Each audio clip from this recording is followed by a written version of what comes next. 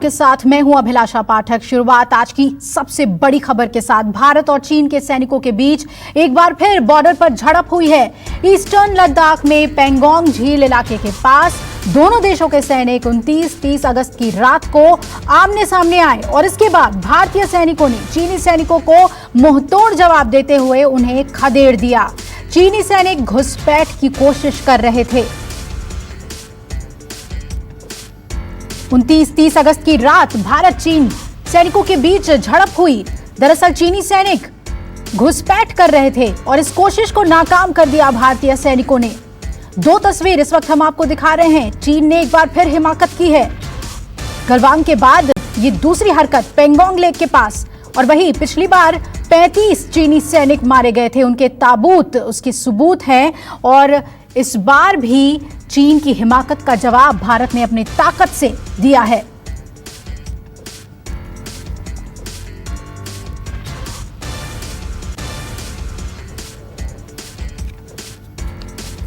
इस पे चर्चा के लिए हमारे साथ मनीष शुक्ला मेरे सहयोगी जुड़ रहे हैं ज्यादा जानकारी के साथ। मनीष कुमार जुड़ गए हैं और साथ ही रिटायर्ड मेजर जनरल संजय सोई हमारे साथ जुड़ रहे हैं। पहले मनीष आपका रुख करना चाहेंगे। आपने बताया था, लगातार अपडेट आप हमें दे रहे हैं कि कमांडर लेवल की बातचीत हो रही है। अभी इस वक्त क्या अपडेट?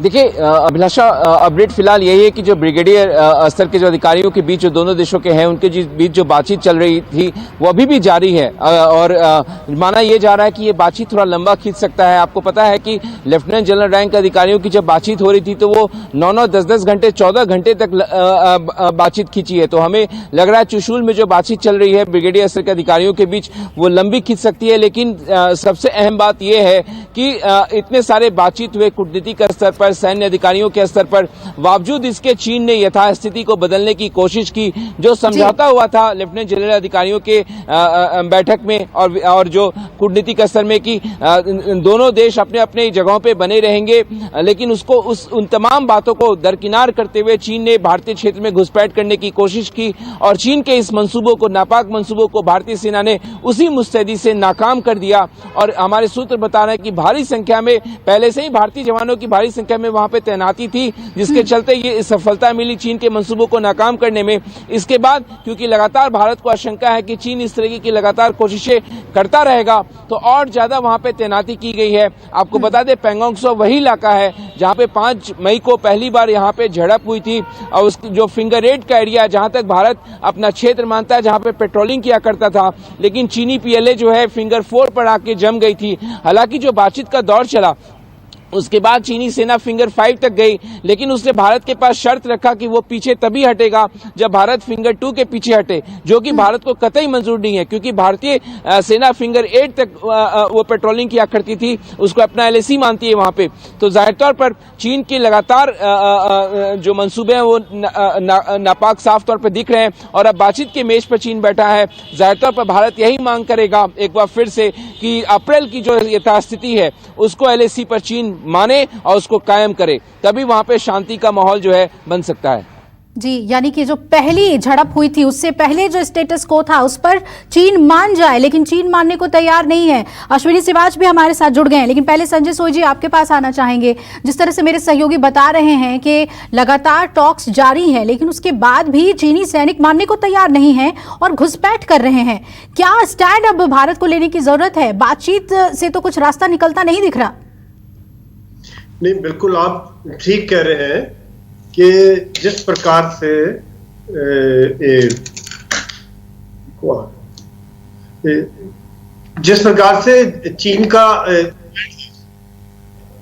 चीन जिस प्रकार से बातचीत कर रहा है, लेकिन साथ ही साथ सीमा पर अपना अतिक्रमण भी करता जा रहा है।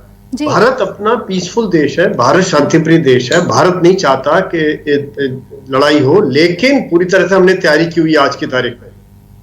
आज की तारीख में भारत जवाब देने के लिए तैयार है। ऐसे में यह जरूरी है कि शायद हमें भी कहीं प्रोएक्टिव एक्शन करना चाहिए। क्योंकि चीन एक प्रोएक्टिव एक्शन करके हमको रिएक्शन में डाल देता है, उसके बाद बातचीत में उलझाए रखता है और हफ्तों महीनों महीनों बातचीत चलती रहती है और हम एक तरह से रिएक्टिव सिनेरियो हो जाता है हमारा। जी बिल्कुल। आज शायद कहीं ना कहीं आज हम उनके इलाके में भी जाके कब्जा करें ताकि वो बातचीत करने में मजबूर हो और सोचें कि ये क्या कर दिया। भारत ने हालांकि कई और क्षेत्रों में इस तरह की कार्रवाई की है, चाहे वो डिप्लोमेटिक क्षेत्र है, चाहे वो इकोनॉमिक क्षेत्र है, लेकिन अभी जरूरत आ गई है कि हम लोग सैनिक तौर पे तैयार हैं और तैयारी इस तरह से कि हम लंबे समय पर रहने के लिए तैयारी हो रही है। वहां पर विंटर्स पर तक डिप्लॉयमेंट होने के लिए भारतीय सेना तैयार है, क्योंकि ये शायद मामला जल्दी सुलझने वाला नहीं लग रहा। अभिलाष जी बिल्कुल। अश्विनी जी, जैसे कि मनीष बता रहे थे कि फिंगर 2 से वो फिंगर 8 तक भारत पेट्रोलिंग करता था और वो फिंगर 2 से अब पीछे हटने को भारत को कह रहा है, जबकि खुद फिंगर 5 तक पहुंच चुका है। ये जो उसका तरीका है कि खुद तो पीछे नहीं हटेंगे और आगे भी बढ़ते जाएंगे, घुसपैठ भी करेंगे और आप ही पीछे होते जाइए, ये इंटरनेशनल लॉ की हम बात कर लें, दोनों देशों के ट्रीटी पैक्ट की, प्रोटोकॉल्स की, इन सब की तो धज्जियां उड़ा रहा है चीन। बोला आपने। देखो, चीन के ऊपर विश्वास करना सबसे बड़े खतरा वाली बात है, क्योंकि चीन के कहने और करने में फर्क है और चीन बिलीव करता है 2 कदम आगे लेगा 1 कदम पीछे लेगा। तो चीन के ऊपर विश्वास करना तो आपको एक प्रकार से मौत को बुलाना है। और जो चीन की यथास्थिति है, भारत ने बड़ी क्लियर कर दी है कि जब तक आप अप्रैल 2020 की यथास्थिति पे नहीं जाएंगे कि हमारे साथ भारत और चीन के रिश्ते सुधर नहीं सकते। और भारत ने चारों तरफ से फ्रंट खोल दिए। ये मैं जो समझने की कोशिश करो, जो पॉलिटिकल और इकोनॉमिक लेवल पे जिस प्रकार से हमने खोला है, उससे अब चीन को बहुत ज्यादा फर्क पड़ने लगा है। जिस प्रकार से हमने 109 जो एप्स को बैन कर दिया है, उसके बाद हमने इनकी डायरेक्ट इन्वेस्टमेंट बंद कर दिया है और अपना नेवल जो शिप है वो साउथ चाइना सी में भेज दिया है। और खुल के भारत अब आ गया है चीन के। जो पॉइंट आपने उठाया पेंगोंग का, देखो मैं वहां पर चीफ ऑफ स्टाफ रह चुका हूं 2 साल 14 कोर में, 2011-12 में, तो मैं इस जमीन से वाकिफ हूं। तो ये चीन की सोची समझी साजिश है कि जो हमारा इलाका फिंगर 8 तक है तो हम फिंगर 2 में क्यों जाएं। हम तो जो है फिंगर 4 तक तो वैसे ही हमारे कब्जे में था और हम फिंगर 8 तक जो पेट्रोलिंग करते थे। तो हम अगर चीन पीछे जाता है तो भारत तो पीछे जाएगा नहीं, क्योंकि भारत का तो वो इलाका है। इसलिए ये जो टैक्टिस है चीन की, इसके अंदर नहीं फंसना। चीन एक ऐसा देश है जो आपको बातों में उलझाए रखेगा और युद्ध की तैयारी करता रहेगा। 1962 में कुछ ऐसा ही चीन ने किया था। तो इसको मद्देनजर रखते हुए भारत को बहुत चौकन्ना रहना है। जो बात आपको 29 और 30 अगस्त की हुई है वो पेंगोंग के नॉर्थ में नहीं हुई, वो साउथ में हुई है। मतलब दक्षिण एरिया में, उत्तर में नहीं। ये जो फिंगर एरिया है ये उत्तर में है पेंगोंग के, फिंगर 1 से लेके 8 तक ये लुकुंग और साउथ का इलाका है। वहां पर जो चीनी है 500 से 1000 के करीब, जिन्होंने आके पोस्ट को लेने की कोशिश की, उसने भारत ने उसको नकारा कर दिया, क्योंकि भारत तैयार है। अभी भारत की आप तैयारी समझे, भारत बिल्कुल तैयार है। आपका देखो, भारत से चीन एक प्रकार से काफी हद तक डरा हुआ है।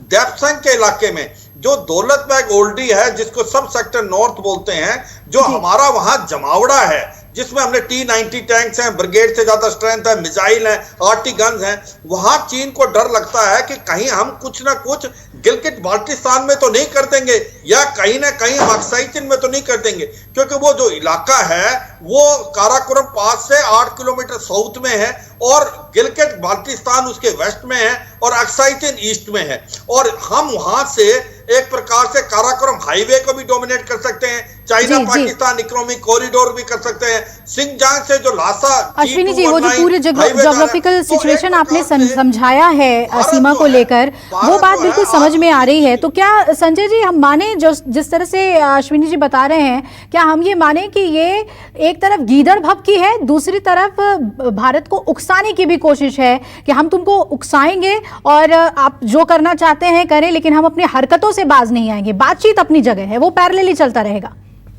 बिल्कुल, आप यही बात मैं भी कहना चाह रहा था कि ये हो सकता है कि एक तो गीदड़ भभकी है और दूसरा उकसाने की कोशिश कर रहे हो कि ताकि दुनिया के सामने ये कह सके भारत एक आक्रामक देश है। चीन कई बार ये, जैसे मुझे तो मजाक लगता है कि जगह जगह कहते हैं कि चीन एक शांतिप्रिय देश है। आज किसके साथ शांति रख रहा है, कि Bharat, Taiwan, Japan, Australia, Philippines, Malaysia किसके साथ शांति रख रहा है, साउथ चाइना में पूरा अपना उसने गड़बड़ कर रहा है।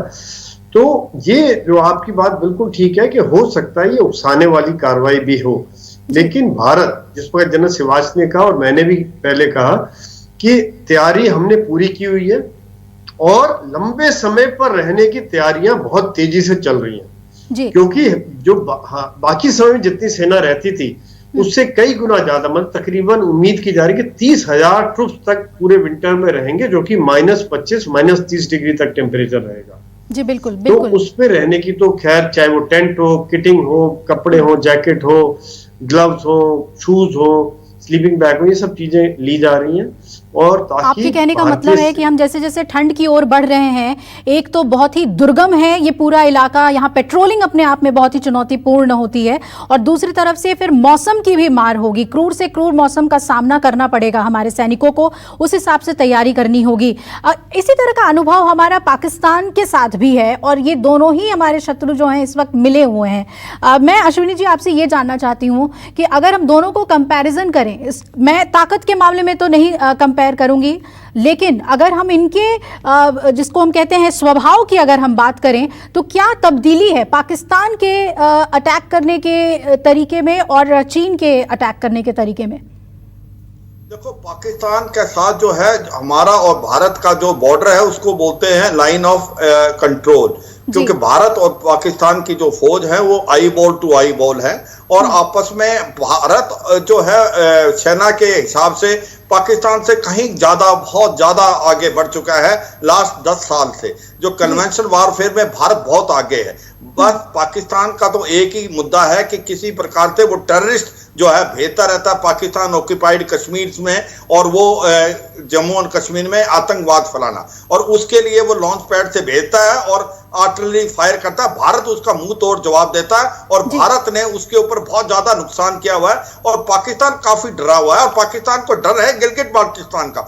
आज वो बात करते थे कभी न कभी कि हम श्रीनगर लेंगे, अभी तो उनको प्रॉब्लम है मुजफ्फराबाद कैसे बचाएंगे, गिलगिट बाल्टिस्तान कैसे बताएंगे। तो पाकिस्तान एक कमजोर देश है, पाकिस्तान एक आतंकवाद देश है, मगर चीन को आप हल्का नहीं समझ सकते। चीन एक ऐसा देश है जो कि एक सुपर पावर की कैटेगरी में आ रहा था, उसकी मिलिट्री जो पावर भी बहुत है, इकोनॉमिक पावर भी बहुत है। आप यह सोचो कि एक देश ऐसा क्यों है जिसने 5-6 जगह इकट्ठे प्रॉब्लम ले ली, और वो भारत के अंदर आया है तो किसी एम से तो आया होगा, उसका कोई मिलिट्री एम होगा, कोई पॉलिटिकल एम होगा। आज उसने ईस्ट चाइना सी में भी, साउथ चाइना सी के अंदर 6-7 देशों के साथ उसने एक प्रकार युद्ध जैसी स्थिति बना ली है। ताइवान के साथ उसने एक प्रकार से प्रॉब्लम है, जापान के साथ सेनकाकू आइलैंड, ऑस्ट्रेलिया के साथ, उसके बाद उसने कहीं ना कहीं प्रॉब्लम है उसकी सिंगजांग प्रोविंस में, तिब्बत में। अंतर्राष्ट्रीय स्तर पर चीन जिस तरह से चुनौतीपूर्ण बना हुआ है उस तरफ आप इशारा कर रहे हैं। मनीष, मेरे सहयोगी लगातार जुड़े हुए हैं।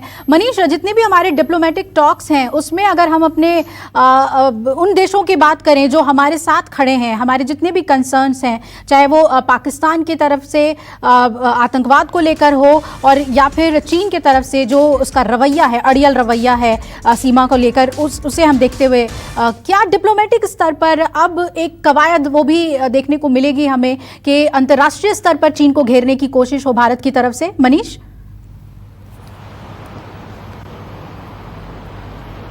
देखिए, जो कुछ भी चीन के साथ हुआ मई के ऑनवर्ड्स, उसके बाद भारत रक्षा मंत्री राजनाथ सिंह ने कई दफा उनके फ्रांस के रक्षा मंत्री से बात हुई, उसके बाद उनकी कई दफा जो है अमेरिका के रक्षा मंत्री के साथ बात हुई, और सभी जितने भी राष्ट्र के जो रक्षा मंत्री हैं, चाहे जो शीर्ष जो भारत के मित्र देश हैं उनके जो नेता हैं, उन्होंने भारत की चिंताओं के साथ जो है बिल्कुल अपनी सहमति जताई है। और जाहिर तौर पर, क्योंकि जब अगर प्रधानमंत्री लद्दाख जाते हैं वो कहते हैं कि चीन का विस्तारवादी जो है वो नहीं चल सकता, और चीन लगातार उन्होंने हालांकि नाम नहीं लिया था, लेकिन साफ तौर पे चीन पे ही उन्होंने हमला किया था कि बिल्कुल विस्तारवादी रवैया है। तो सभी देश इस बात से अवगत है, जितने चाहे अमेरिका की बात करें, जापान की बात करें, ऑस्ट्रेलिया की बात करें, ये तमाम देश इस बात को समझते हैं कि चीन का रवैया विस्तारवादी रवैया है। आप देखिए, अभी 2 दिन पहले क्या हुआ अभिलाषा, जो कावास जो मिलिट्री एक्सरसाइज होना था रशिया में, भारत को उसमें भाग लेना था।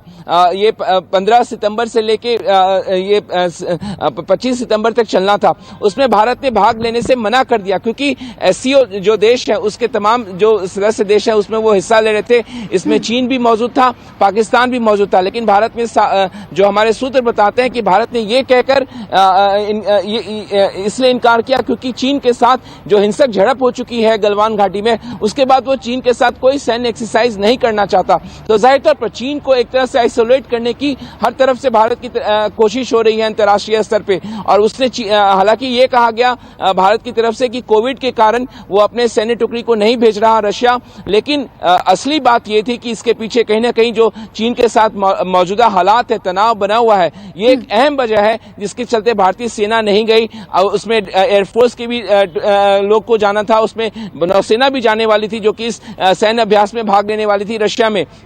तो कहीं ना कहीं चीन को आइसोलेट करने की भारत की तरफ से कोशिश है, अंतर्राष्ट्रीय समुदाय को बताने की कोशिश है कि चीन लगातार विस्तारवादी रवैया अपना रहा है, किस तरीके से एलएसी पर वो अशांति फैला रहा है। और ये जारी भी रहेगा और दुनिया ये समझ भी रही है कि चीन किस तरह से सभी देशों को अपने विस्तारवादी रवैये के साथ परेशान कर रहा है। जो बात मनीष आपने कही उससे आगे बढ़ते हुए अगर हम अपने डिफेंस स्ट्रैटेजी की बात करें और जो जॉइंट मिलिट्री ऑपरेशंस हम करते हैं उसकी बात करें, संजय सोई जी, अमेरिका के साथ, इजराइल के साथ, कई देशों के साथ हमारे बहुत सक्सेसफुल और बड़े स्ट्रैटेजिक मिलिट्री ऑपरेशंस होते हैं। चीन इस बात को बेहतर तरीके से जानता है कि भारत की भी एक अपनी ताकत है, जो ज्योग्राफिकल सिचुएशन है, जो टेरेन्स हैं, उसमें कैसे मूव करना है ये भारतीय सैनिकों को मालूम है।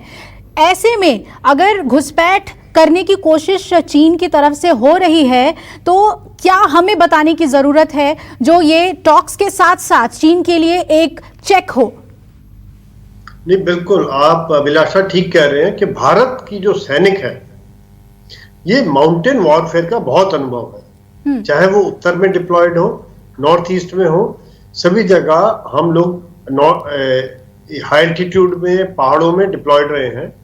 और सर्दियों में दरास, कारगिल, साइचिन -30, -40 डिग्री सेंटीग्रेड में ऑपरेट किया, ड्यूटी दिए, पेट्रोलिंग किया, ऑपरेशन किया। तो भारत माउंटेन वॉरफेयर में काफी ट्रेंड है। तो यहाँ चीन एक बहुत गलत फहमी में पड़ रहा है जी, और इसका उनको 2 बार मुंह तोड़ जवाब मिल गया है। चाहे वो जून की बात हो जब बिहार रेजिमेंट, जिसका आज भी वहां चर्चे हो रहे हैं और उनके कब्र नजर आ रहे हैं, जिसको उन्होंने कभी एक्नॉलेज नहीं किया, और अभी आप खुद नमूना देख सकते हैं किस प्रकार भारत ने उनको मुंह तोड़ जवाब दिया, उनकी कोशिश को नाकाम किया कि उनकी जो प्लानिंग है किस प्रकार से भारतीय सेना वहां पर अलर्ट खड़ी हुई है। तो ये चीन को समझ जाना चाहिए कि भारतीय सेना आज वो सेना नहीं है जो 1962 में किस प्रकार से डायरेक्शन नहीं थे, एयरफोर्स नहीं थी। आज तीनों मिलकर, सेना, एयरफोर्स, नेवी और साथ ही साथ डिप्लोमेसी, आईटीबीपी, सभी मिलकर एक मुट्ठी बनकर लड़ने के लिए तैयार है और साथ ही साथ पूरा देश साथ में खड़ा है।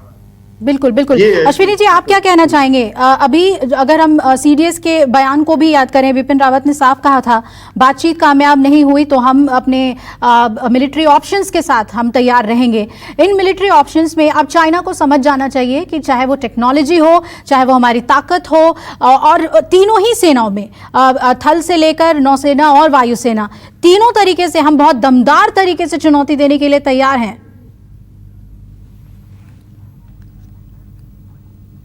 मनीष, आपसे जानना चाहेंगे हम, लौटेंगे हम जनरल शिवाज के पास। मनीष, आपसे जानना चाहेंगे, ऐसे में जब ये खबर लगातार आ रही है कि हमारे जितने भी टॉक्स हैं वो किसी नतीजे पे नहीं पहुंच रहे हैं, हम अब किस बात का इंतजार कर रहे हैं, या ये कहें कि अब इसमें आगे क्या प्रोग्रेस होता हुआ दिखेगा ताकि ये रिजॉल्व हो इशू, या फिर भारत अपना कोई स्टैंड ले?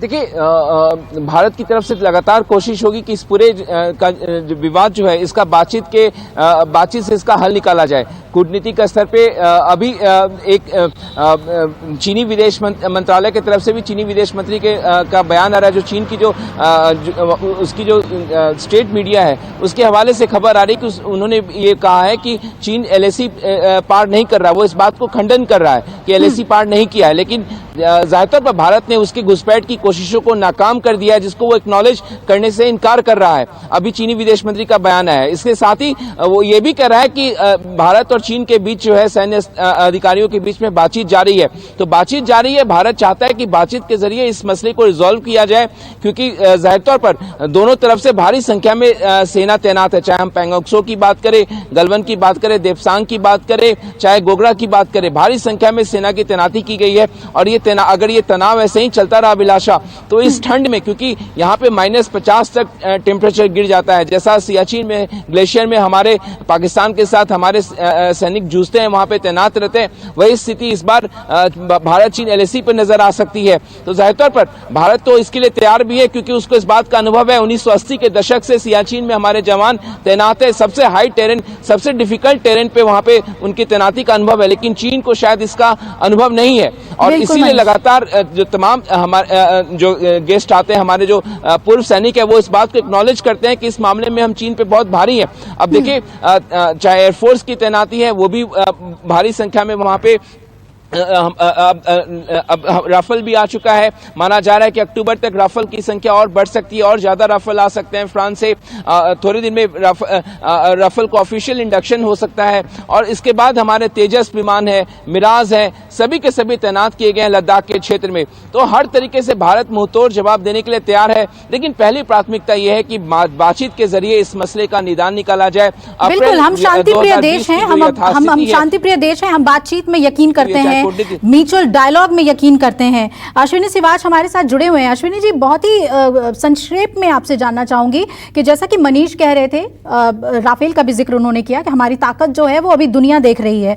क्या अगर हम अपने मिलिट्री एक्सरसाइजेस को बढ़ा दें LAC में, लद्दाख में अगर बढ़ा दें, तो क्या इससे चीन को एक सीधा मैसेज जाएगा कि भारत पूरी तरीके से तैयार है, अगर एक भी चूक उससे होती है तो इसका मुंहतोड़ और करारा जवाब उसे मिलेगा? देखो अभिलाषा, इसमें कोई दो शक नहीं, हमारी अभी प्रोएक्टिव स्ट्रेटेजी है लद्दाख के अंदर। जिस प्रकार से हम पेट्रोलिंग कर रहे हैं, एग्रेसिवनेस दिखाई है, गलवान घाटी के अंदर हो या पैंगोंग त्सो में हो, या आपका देपसांग एरिया में, या चशूल में, या आपके डेमचौक या चूमर में, भारत ने काफी हद तक अभी प्रोएक्टिवनेस दिखाई है। और भारत के अंदर 2-3 चीजें हैं जो बहुत इंपॉर्टेंट है। एक तो भारत की जो फौज है वो बैटल हार्डन्ड है, पहले लड़ाई लड़ चुकी है सियाचिन ग्लेशियर में, आपके पूरे जम्मू एंड कश्मीर में, टेररिज्म, नॉर्थ ईस्ट के अंदर पहाड़ों में, और चीन के पास ये कोई एक्सपीरियंस नहीं है। और भारत की फौज जो है 40 से माइनस टेम्परेचर में रहने की आदी है। चीन की फौज नहीं रह सकती, क्योंकि जो चीन है वो तो गैरिजनों में रहता है, वो लाइन ऑफ एक्चुअल कंट्रोल में नहीं रहता। ये समझने की कोशिश करेगी चीन को। देखो, एक बार 1962 के बाद हमारा नथुला के अंदर एक बार फिर मुठभेड़ हुई थी भारत और चीन के बीच में, जब भारत ने 400 से ज्यादा चीनियों को मार गिराया था और अपनी कैजुअलिटी 80 थी। तो एक प्रकार से भारत की जो फौज है वो एक बैटल हार्डन्ड है और उसके अंदर काबिलियत ज्यादा है। और अब जो एयरफोर्स ने है उससे हमारी भारत की फौज को एज मिल गई। हमारे पास सुखोई 30 MKI, MiG-29, मिराज 2000, जगूर और जो अभी अपाचे अटैक, और उसके साथ रफेल आ गया है। रफेल जो है 4.5 जनरेशन एयरक्राफ्ट है, जिसके अंदर इतने अच्छे हथियार हैं, मिटोर मिसाइल है, स्काल्प है, और कहीं ना कहीं हैमर मिसाइल है। यानी कि जल, थल और आकाश तीनों तरीके से हम चीन को मजा चखाने के लिए इतने सक्षम हैं, तैयार हैं अपनी ताकत के साथ। आप सभी का बहुत बहुत शुक्रिया, हमारे साथ जुड़े हुए थे मनीष मेरे सहयोगी, अश्विनी सिवाच जी और संजय सोई जी, आपका भी शुक्रिया। डिफेंस की कई अहम बातें आपने हमें बताई है। नमस्कार, मैं हूं मानक गुप्ता। अगर आपको हमारा ये वीडियो पसंद आया हो तो इसे लाइक और शेयर जरूर करें, और हाँ, हमें सब्सक्राइब और फॉलो करना ना भूलें, ताकि आप देश और दुनिया की कोई खबर मिस ना करें। तो जुड़े रहिए हमारे साथ और देखते रहिए News 24।